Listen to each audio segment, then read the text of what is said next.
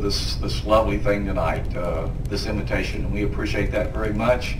And if it's okay, I think we can applaud for that too.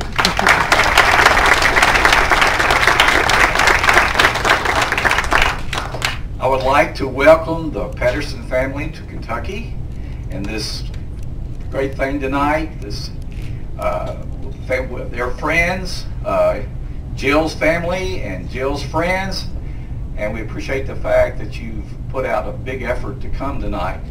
I know things were tough, and I'm sure David and Jill appreciate that very much. And thanks again for coming, and hopefully we can all get back home safely. Also, I don't know if you believe in the concept of faith and destiny. Personally, I do, and maybe you believe in luck. I believe in that too, but I do know one thing, that my daughter Jill has been searching for that one person for all of her life, and she has found that person in David.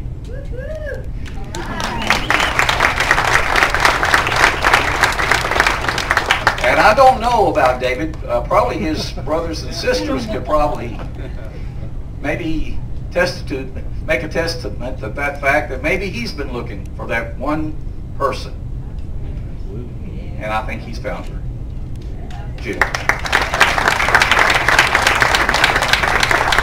Now, if we examine our lives here tonight, and we look at things, and you can think, and each one of us has a story to tell in their life about what brought me here tonight, you know. And look back and all the things in your life, and guess what? Jill and David brought you here tonight, and we're thankful for that. But you know, the concept of one person, one boy, searching for one girl is certainly not a new concept. If you'll go home tomorrow and read in your Bibles in Genesis 1:2, the Lord has that concept down. It was his plan from the beginning, one man, one woman. And he started all that. Now, whether you think it was for destiny or fate or luck, but as a result, we are here tonight to celebrate this great thing.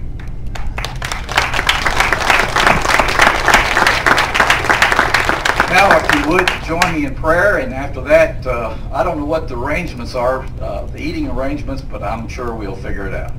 Ready? Let's have a prayer. Todo el mundo. Puedo don que feliz por Hamada y David, en boda el cocoon fue una celebración hermosa para una semana que nunca olvidaré.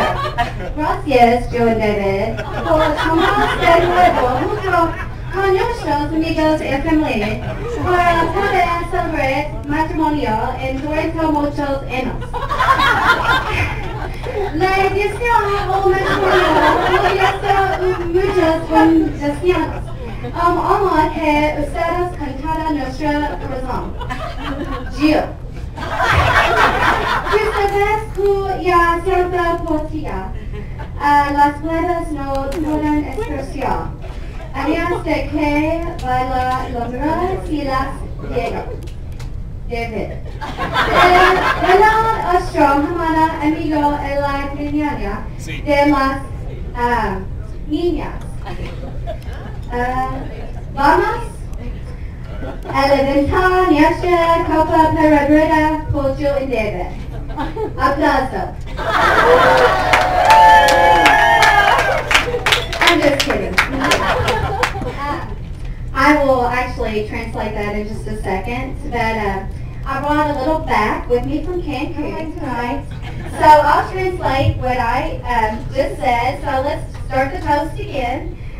First of all, can I get a whoop whoop? Whoop whoop! All right. And what I started off saying was, hola, hello, how is everyone?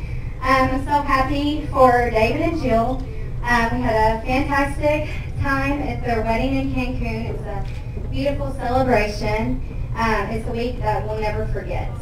Thank you, Jill and David, for bringing us all together tonight here as a family with close friends to be able to celebrate your marriage and many years to come. We wish you a wonderful marriage and many blessings. We love you guys with all our hearts. Jill, you know how I feel about you, and words cannot express. And I'll cry if I say them, so I'm not going to. And David, I've gained another brother, a friend, and another babysitter for my children. But seriously, from the famous words of Pink, and she is a singer, yes she is, let's raise our glass together and let's say a toast for Jill and David. And we're, instead of saying cheers, we're going to say applauso. Ready? 1, 2, 3, applauso. Thank you. Okay, so this is how much I planned. First of all, I want to thank Jill and David for letting me be such a special part of their wedding. I've had an amazing time. I want to thank all the friends, old and new, for being here too, and what an amazing good time you've had. But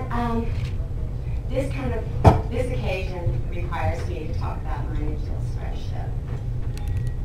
So our friendship began at the State Psychiatric Hospital. Yeah, kind of crazy, it did. And for those of you all that don't know, we worked there. We did. I mean, at least they let us believe that.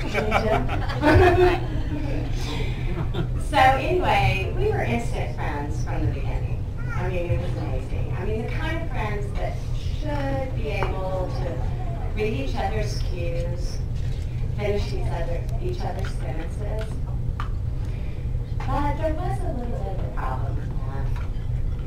I mean, everybody that knows Jill knows she is a very smart girl. I mean, she's frankly a doctor. She's my doctor. I mean, everybody knows she doctors me. She has 2 master's degrees, and she is an amazing shopper. She is the very best shopper. I mean, you have to be smart to shop like Jill does. I mean, the truth is, I think she has a master's degree in that too. And I really think what we girls are going to miss most of all with Jill's move to Indianapolis is her closet. Because, I mean, literally, she's clothed all of us for years. Right, girls? Yeah. All the girls have been clothed. So anyway, despite all this intelligence, Jill can be a little dense sometimes. Sorry. It really makes it. So, like, one of the examples is when Jill called me on the phone and said, "Hey, I think that Tuesday falls on a Saturday this year. Won't that be fun?" Or maybe it was the time that when she moved to Louisville, she thought, well, maybe I'll join the ski club so that, you know, make new friends. But she thought that may not be appropriate because, after all, she'd never been off the monkey hill.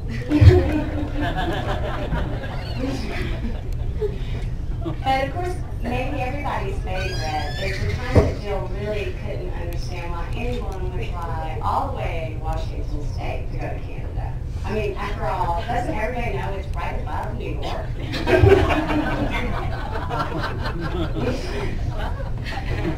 So anyway, every time Jill would make... Okay, is that really hard? No. So anyway, every time Jill would make one of these brilliant comments, she would go, "Oh my gosh, Kay, what if I said that to someone who mattered?" So anyway, that's not special, I know. But anyway, I do matter to Jill, and of course she matters to me. And she always got the cues that were important. She always finished the sentences that mattered. And in case I ever think nobody does, I mean, Jill loves me.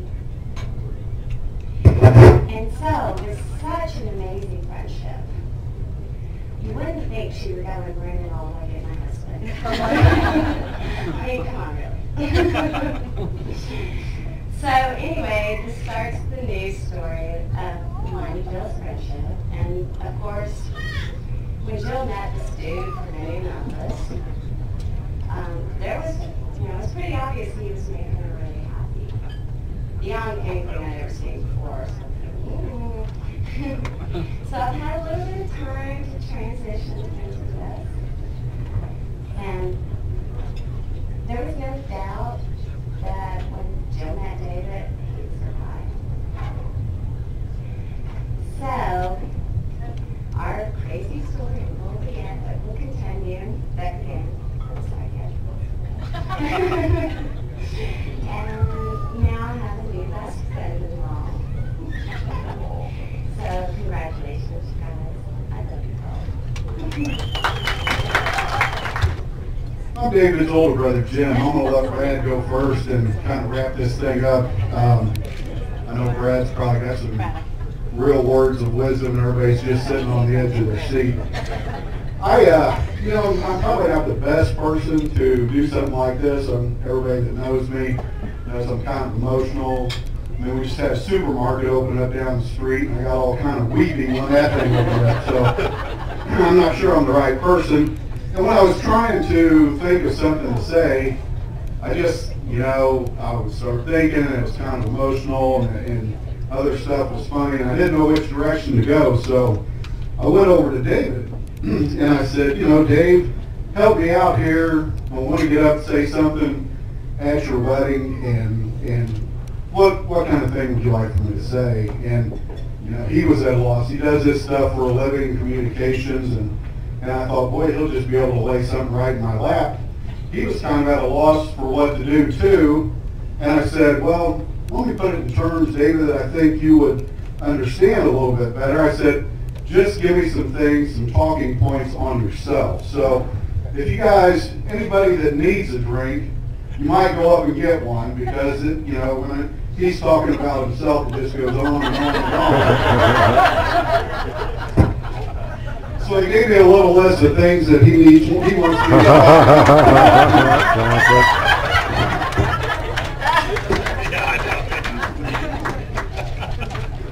Seriously, I'm not going to take a lot of time. I'm honored to have stood up with both of you. And, bring this many people together tonight, and then to bring all the people that you did together in King shows how much people really think about you. So, Jill, welcome to the family, and Dave, I love you. Salute!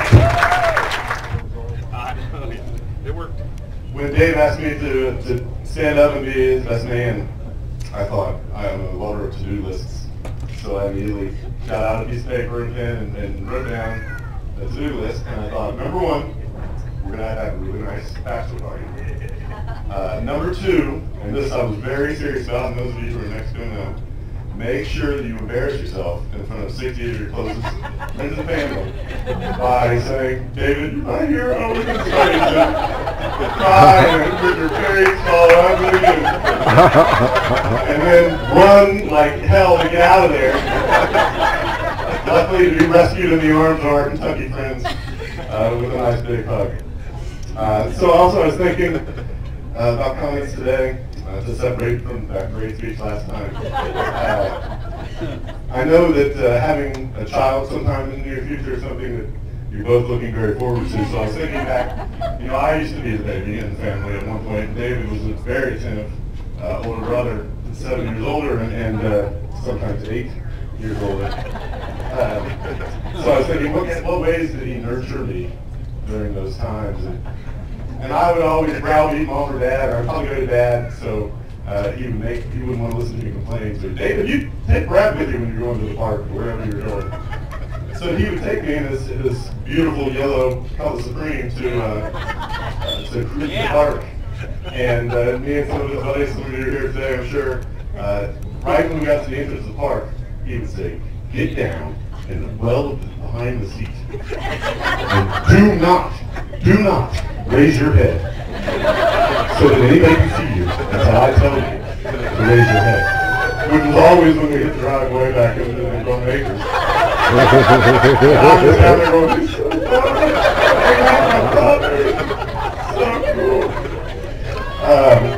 So that was one. We played basketball in our laundry room with David and Greggy, and they would play on their knees, and I would stand, and they would beat me senseless. That was the goal. It was football to get to the rim, and they would abuse me together, a tag team really. We played a game where we would dive down the steps. A great parenting move. He would stand at the landing. We got a head start. He would throw this little blue football down there, and all of us, and I'd have friends over, so he could beat up on Albert and everybody else too. He would tear around that corner, and literally all three of us are diving down the full landing of steps. So I think that will come in handy with my child. But seriously, Dave has a very, I think from our parents, Dave has a very old school way of looking at things, I think. And when it comes to family, I know you're just going to be an awesome dad and an awesome husband. And I